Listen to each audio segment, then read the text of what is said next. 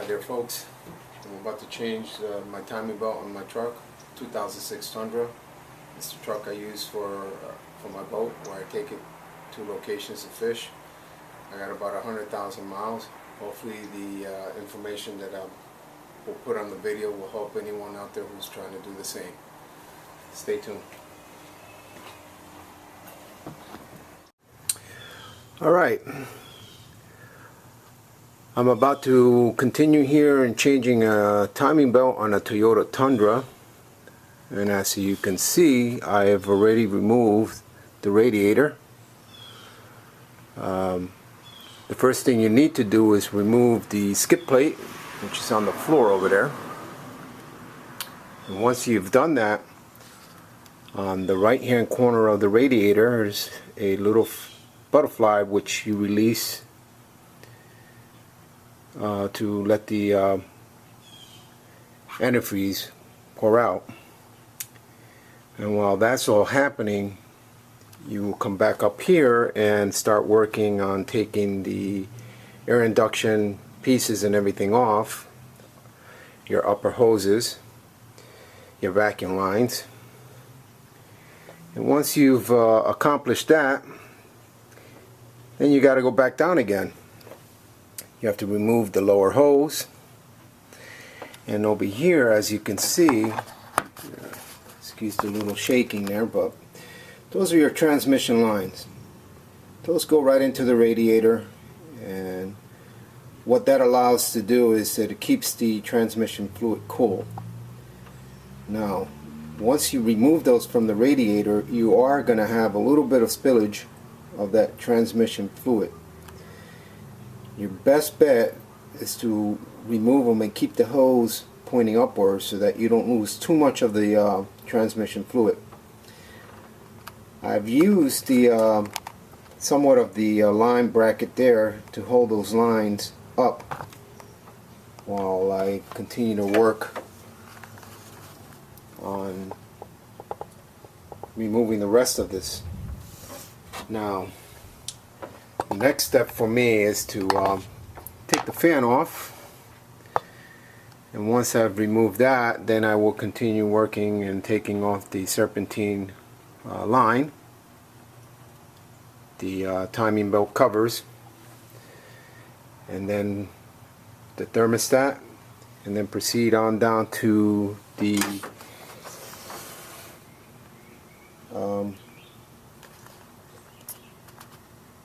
dampener, and that's going to require a torque wrench or impact wrench to remove, and then an extractor. And then I will proceed on to lining up the markers and then continue on. Definitely not a job for the weak-hearted. It does require quite a bit of dismantling of the front of the engine here. What I've learned is that if you're gonna take any of the parts, it's best to keep them all in Ziploc bags and label them as you remove them. What I've learned that from a couple of guys who've made some videos on taking out the timing belt. Also, while I was sitting here looking over the stuff on how I'm going to approach this, I noticed that the serpentine belt, let's see if I can get you to see that, it's got a little bit of wear and tear. There's actually cracks in it, which means that it's always best to take that belt and replace it with a new one while you're at it. Some people may just use the belt again, even though the belt may look good. It's been exposed for quite a bit of heat and dirt element, and that kind of puts a wear and tear on the belt. In the meantime, I'm gonna turn this off, and then I'll get back videotaping on the progress of removing this. Oh, there's another thing that some guys were suggesting, was to remove the air conditioner compressor. And that kind of involves getting underneath, getting into the back, taking out a cover off of it, and then accessing another bolt. But while looking in YouTube, I saw a gentleman who did the whole timing belt and said there was really no need to take the compressor out. He didn't understand why they remove it. So I'm going to try to attempt not to do it, taking out the air conditioner compressor, and try to work around that. I think it's more so for the exposure of the timing belt, but I'll see what it'll be like once I get there. And then if need be, I will remove the compressor, but I'm hoping not to, because it's one less thing I have to deal with. There's still quite a bit of antifreeze on the upper part of the motor, so that means that at some point when I start dismantling below, there's yet more of that antifreeze to drop. What I did was I empty out the pan. As you can see, the pan is empty. Over 5 gallons of antifreeze was poured out the first shot around, and I'm sure there's a lot more in there. But to make things more simpler, I took and contained the antifreeze that was already expelled from the engine. Makes it much easier, and I always try to keep the underbot part of the of where you're working clean. When I first dropped all that fluid out, it became kind of messy. So once you've gotten a lot of the stuff out, then you can get into cleaning your work area. It makes for better, and this way you can get in and out without getting too dirty. Anyway, we'll continue, and I'll let you know how we make out. Okay, as you can see, the serpentine belt has been taken off. You're going to use a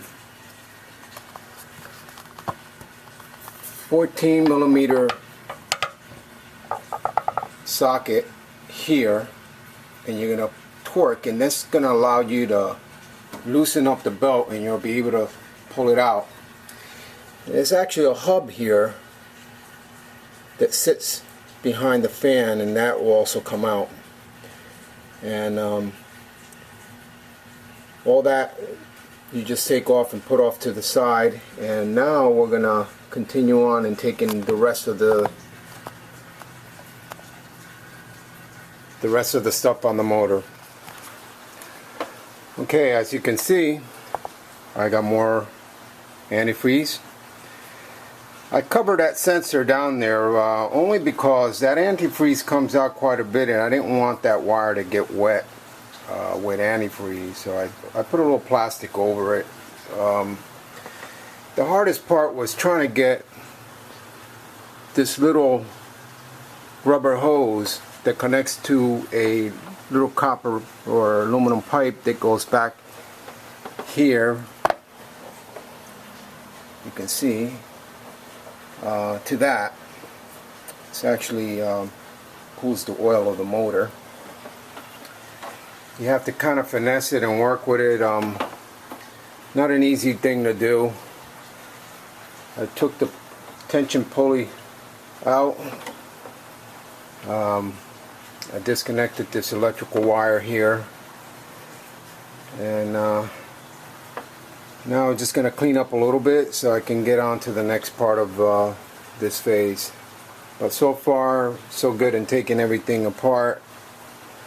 There have been some little challenges here and there, but overall it's kind of a process, you know, real pain in the butt. Well, anyway, we will get back on the continuation of this project. So now we got the right cam and the left cam covers off. And now we're going to take off the power steering. And then after that, the alternator.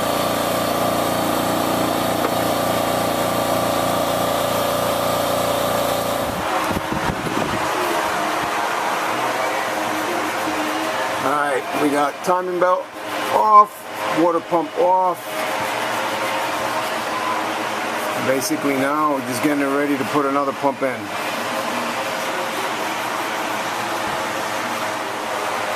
Alright, as you can see, the new belt is on.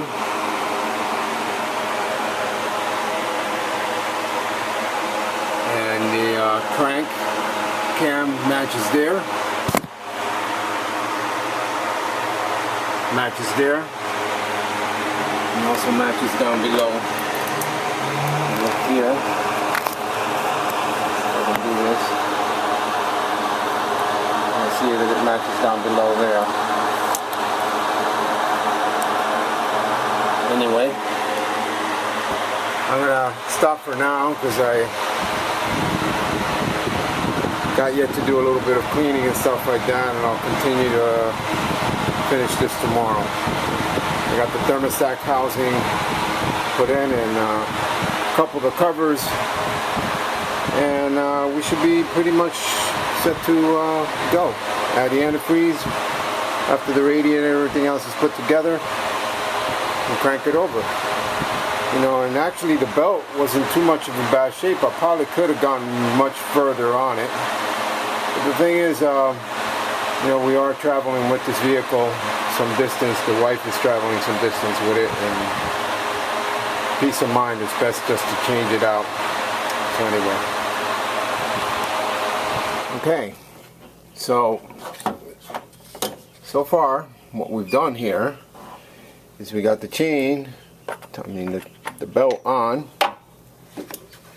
We're about to finish covering the dampener, and then we're going to give it a crank just to make sure that everything's pretty much set, and then we'll proceed putting the rest of the covers, and then from there on we'll attach all the radiator hose, the radiator, and so on. Okay, so we got the cover, got the dampener on, and I just did a test to make sure that the belts is on timing. So I have a marker here on the left cam, marker there on the right cam, and the dampener. So it all seems to all check. Looks pretty good.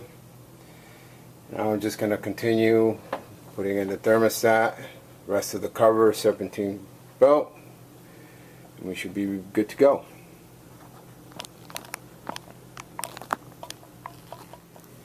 Alright, so now we have the radiator put on.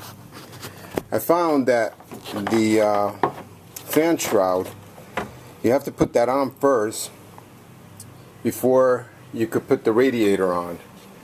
And the radiator has a clip there and a bolt right up there and another bolt on the bottom. Same thing on the opposite side. I'm pretty much done as far as putting the covers and everything else on it. I just have a couple of knickknacks to do. And then coming over to the workbench here, this is the bottom part of the fan shroud. What I did was I unclipped it, and actually I think it was designed that way so that you're able to take the radiator out, because what happens is that the radiator intake on the bottom hits when you try to put it in. So you take this off, and then here are the parts that were changed. Very important to do the stuff in Ziploc bags. As you notice, it was all labeled. It makes for easy, man, I tell you, because if you don't do it, you're going to end up having 1,000 screws, and you're going to end up having serious problems trying to put everything back together. Here's my hoses. I still got a few of those to work on, and the skid plate on the bottom. And that's basically the whole thing. So hopefully within a few minutes or so I'll have this truck running.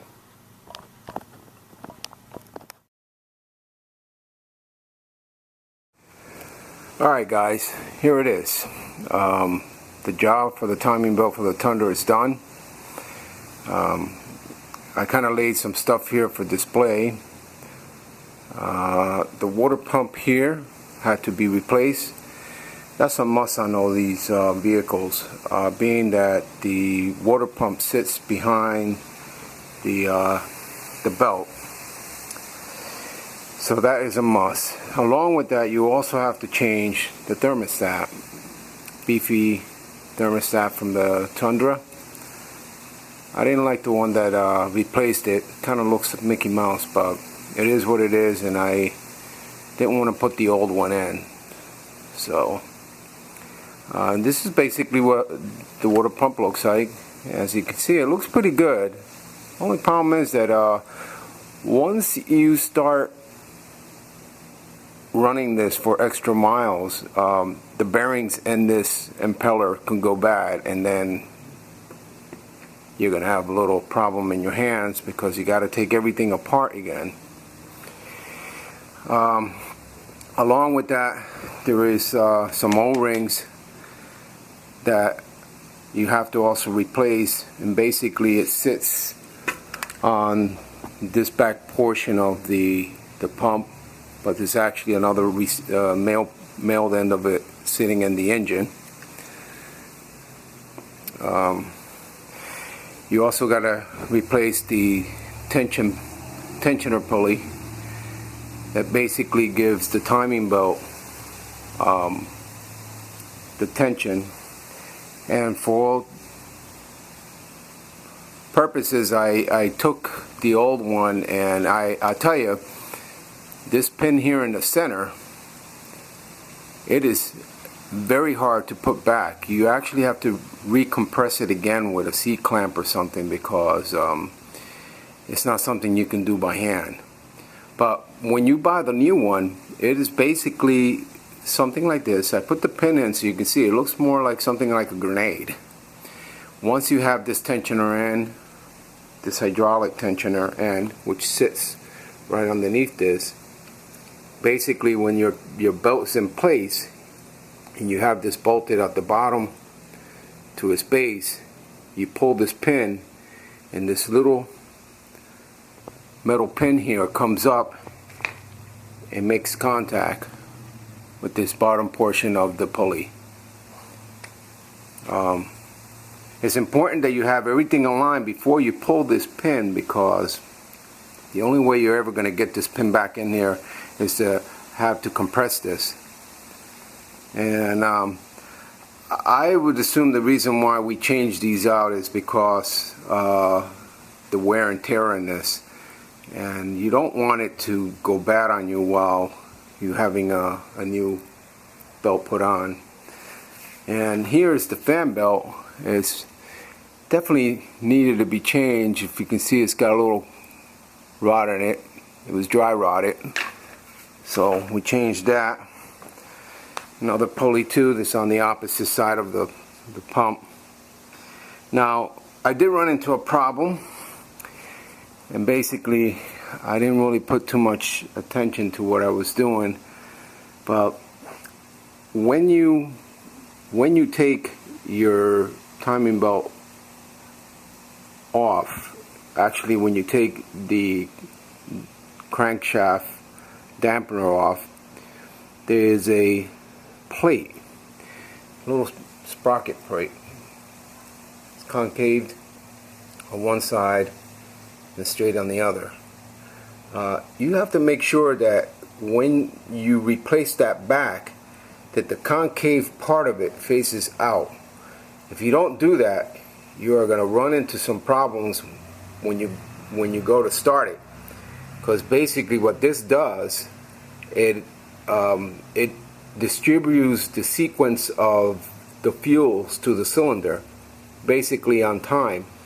You don't have it right, your vehicle is not going to turn on. So you got to make sure that you put that plate according to the way you take it off. It's very important. The other thing too is when you're putting the belt on, you're always going to start on the right side of the cam, or other words, left side of the cam if you're sitting on the driver's side. And basically you're going to go around, over, and then to your left side. You have a little bit of leeway to play with this, because basically when you're getting that belt on, it's kind of tight. It's not something that you're going to slide real easy to it, but you are able to do it. Recommendation is to, once you got everything in, you've gotten that tensioner to tighten that belt, you're gonna put a wrench at the dampener once you've tightened it, and you're gonna manually crank it to make sure that all your alignments, all your line markers align. Suggestion is to take a spark plug off to make it easier, because the compression is great on the engine, so, and it's not easy to turn. But once you've done that and you see that your alignments, your markers have aligned, then you're good to go. And then you go through the process of putting everything together. But the one that you usually have a little leeway to play is with the left side of the cam. And you definitely don't want to move any of this once you've taken that belt off. Only when you're putting the belt back on that you have at least two of these secure, and you can play a little bit with this. Now I found that when I was trying to put the belt, the right side moved a little bit, so I put a wrench on it and kind of held it in place while sliding the one side of the belt. So basically what you see here on the floor is what comes off on the vehicle. And you add your fluid in, and make sure that everything is nice and tight according to pounds per pressure, and and basically once you got it done, you're good for another 100,000. Although I have to say that my belt looked pretty good. I probably could have gotten another 50,000 miles off of it, but for peace of mind, I decided let's just change it all out. That's it. I hope that this will inform all you guys who are going to attempt to try to change your timing belt. Expect it to be a little bit of a work job, but once you've got it done, you pretty much save yourself quite a bit of money, and you're also going to be good for another 100,000 miles on the vehicle. Okay, here it is, folks. Everything is put together. I'm about to crank it over, and you'll get to see the end result of my timing belt change.